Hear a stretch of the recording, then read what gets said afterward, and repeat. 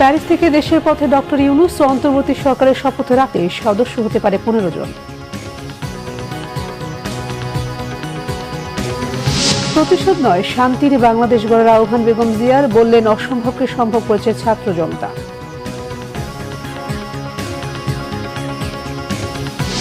সাবেক প্রধানমন্ত্রী শেখ হাসিনার দেশত্যাগ ও সহিংসতার জেরে অনুপ্রবেশের চেষ্টা উদ্বেগজনকভাবে বেড়েছে, দাবি ভারতের।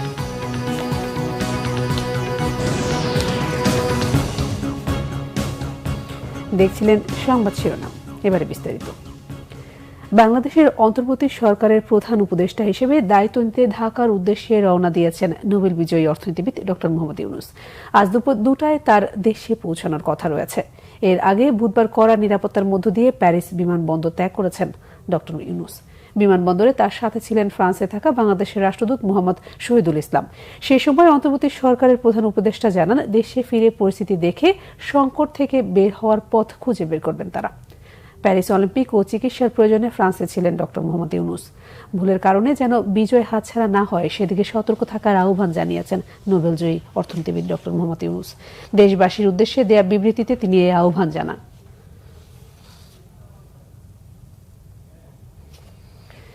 এদিকে নোবেলজয়ী অর্থনীতিবিদ ডক্টর মোহাম্মদ ইউনূসকে সব ধরনের সহায়তা করবে সেনাবাহিনী, জানিয়েছেন সেনাপ্রধান জেনারেল ওয়াকারুজ্জামান। সেনা সদরে ব্রিফিংয়ে তিনি কথা জানান। আজ 8টায় অন্তর্বর্তীকালীন সরকারের শপথ। এই সরকার 15 সদস্যের হতে পারে বলেও জানান সেনাপ্রধান। নেভি চিফ এবং এয়ার চিফ ওনারাও ছিলেন এবং মহামান্য রাষ্ট্রপতির সাথে আমরা আলোচনা করেছি এবং আলোচনা করে আমরা সর্বসম্মতভাবে সম্মত হয়েছি এবং ওনার কাছে প্রস্তাব দিয়েছি চিফ অ্যাডভাইজার ডক্টর ইউনূসকে করার জন্য এবং উনি এখন আমাদের চিফ অ্যাডভাইজার। কালকে আসবেন, কালকে হয়তো দুপুরে উনি এসে পৌঁছাবেন, আমি ওনাকে রিসিভ করতে যাব। আমরা ওনাকে সর্বতোভাবে সহায়তা করব। আমি army chief, navy chief, air chief, এবং আমি নিশ্চিত যে উনি সমস্ত রাজনৈতিক দল এবং সবার কাছ থেকে সাহায্য সহযোগিতা পাবেন। স্টুডেন্ট ফোরাম, স্টুডেন্টস, এবং আমরা সবাই মিলে ওনাকে সাহায্য করব এবং আমি নিশ্চিত যে তাহলে উনি অত্যন্ত সফলভাবে ওনার কাজ সমাধা করতে সক্ষম হবেন। কালকে আমরা শপথ গ্রহণের জন্য যথাসাধ্য চেষ্টা করছি। একটা প্রস্তাব ছিল বিকালে করার, বিকালে খুব টাইট হয়ে যেতে পারে কি উনি 2:10 দিকে হয়তো এখানে আসবেন, এটা মে বি ভেরি টাইট। আমরা হয়তো তাইলে রাত্রেবেলা রাত 8টার দিকে করতে পারি। হয়তো 400 জন লোকের উপস্থিতি এখানে থাকবে। এই পরিসরে আমরা শপথ গ্রহণের অনুষ্ঠান ইনশাল্লাহ করব। ধ্বংস ও প্রতিহিংসা প্রতিশোধ নয়, শান্তির বাংলাদেশ গড়তে সভাপতি আহ্বান জানিয়েছেন বিএনপি চেয়ারপারসন বেগম খালেদা জিয়া। অসম্ভবকে সম্ভব করায় বীর সন্তানদের ধন্যবাদ জানান তিনি। শিক্ষার্থীদের আন্দোলনে শহীদ বীর সন্তানের প্রতি তিনি শ্রদ্ধা জানান। গতকাল নয়াপল্টনে কেন্দ্রীয় কার্যালয়ে সামনে বিএনপি সমাবেশে ভার্চুয়াল বক্তব্যে এসব কথা বলেন বেগম খালেদা জিয়া। বিসমিল্লাহির রহমানির রহিম। আসসালামু আলাইকুম। দীর্ঘদিন অসুস্থ থাকার পর আপনাদের সামনে কথা বলতে পারার জন্য আল্লাহর কাছে শুকরিয়া আদায় করছি। আমার কারাবন্দী অবস্থায় আপনারা আমার কারামুক্তি ও রোগ মুক্তির জন্য সংগ্রাম করেছেন, দোয়া করেছেন, সেজন্য আমি আপনাদের সকলকে ধন্যবাদ জানাচ্ছি।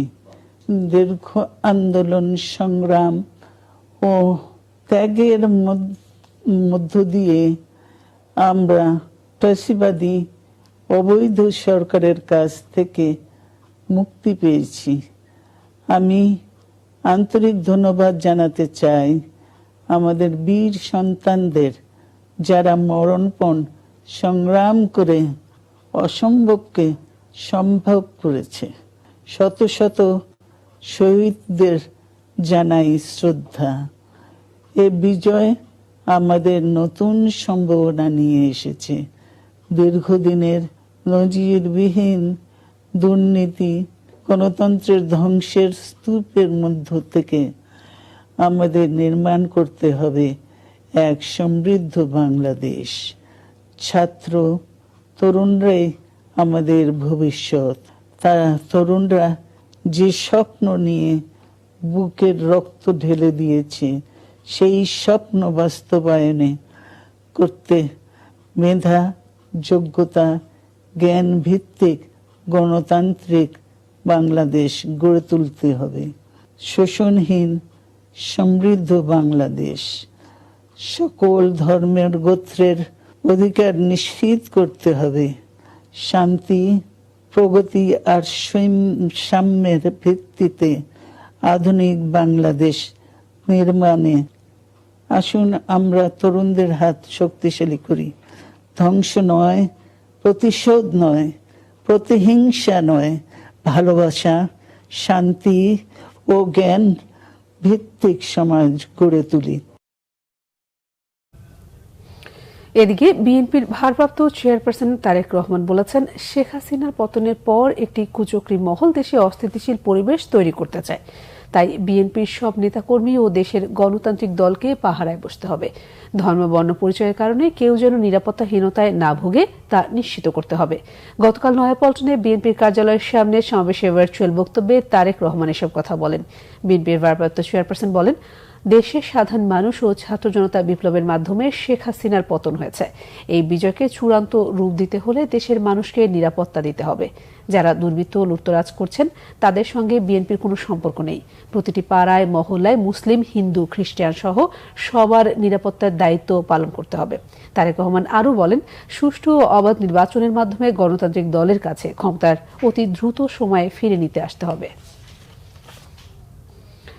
শরীয়তপুরের সখীপুরে চরকুমারিয়া ইউনিয়নে দুর্বৃত্তদের হামলায় এক স্বেচ্ছাসেবক লীগ নেতা নিহত হয়েছেন। আহত হয়েছেন অন্তত 10 থেকে 12 জন। নিহত মোহাম্মদ ফারুক ইউনিয়ন স্বেচ্ছাসেবক লীগের সহসভাপতি ছিলেন। স্থানীয়রা জানান, বুধবার রাতে ভেদরগঞ্জ উপজেলার চরকুমারিয়া ইউনিয়নের 8 নম্বর ওয়ার্ডের ইউপি সদস্য সিরাজ মোল্লার বাড়িতে দুর্বৃত্তরা হামলা চালায়। এ সময় 11টি বাড়িতে ভাঙচুর, লুটপাট ও আগুন ধরিয়ে দেওয়া হয়। এতে সিরাজ মোল্লার ভাই ফারুক ওরফে জসিম মোল্লা নিহত হন। আহতদের মধ্যে 3 জনকে ঢামুড্ডা উপজেলা স্বাস্থ্য কমপ্লেক্সে ভর্তি করা হয়েছে। বাংলাদেশের সদ্য সাবেক প্রধানমন্ত্রী শেখ হাসিনার দেশত্যাগ ও সহিংসতার জেরে ভারতে অনুপ্রবেশের চেষ্টা উদ্বেগজনকভাবে বৃদ্ধি পেয়েছে বলে দাবি করেছে ভারত। পরিস্থিতি এমনই নাজুক যে 24 ঘন্টায় অনুপ্রবেশের চেষ্টা ব্যর্থ হওয়ার সংখ্যা 600-রও বেশি। ছাত্র জনতার গণবিক্ষোভে গত সোমবার শেখ হাসিনা পদত্যাগ করে দেশ ছাড়ার পরই সীমান্তে সর্বোচ্চ সতর্কতা জারি করে ভারত। কড়া নজরদারির জন্য বিএসএফ এর বাড়তি সদস্য মোতায়েন করে টহলের পরিমাণ বাড়ানো হয়। এমন পরিস্থিতিতে বিএসএফ এর তরফ থেকে জানানো হয়েছে, বুধবার বাংলাদেশ থেকে ভারতে ঢুকতে যাওয়া বড় একটি দলকে ফিরিয়ে দেওয়া হয়েছে। মূলত পশ্চিমবঙ্গের দক্ষিণ বেরুবাড়ি সীমান্ত দিয়ে ভারতে ঢুকতে চাচ্ছিলেন তারা। বিএসএফ এর দাবি, দেশ ছাড়ার এই বহরে থাকা নারী পুরুষের কেউ কেউ জীবনের নিরাপত্তা নিয়ে চরম শঙ্কা প্রকাশ করছেন, ভারতে ঢুকতে দেওয়ার আকুল আবেদনও জানাচ্ছেন। এই ছিল এখনকার মতো। পরের সংবাদ সকাল 11টায় দেখার আমন্ত্রণ রইল। এছাড়া বাংলাদেশের সংবাদ এবং সংবাদ সংশ্লিষ্ট অনুষ্ঠান দেখতে ভিজিট করুন www.bbnews24.com ও facebook.com/banglavisionnews এবং সাবস্ক্রাইব করুন youtube.com/banglavisionnews। ধন্যবাদ সবাইকে।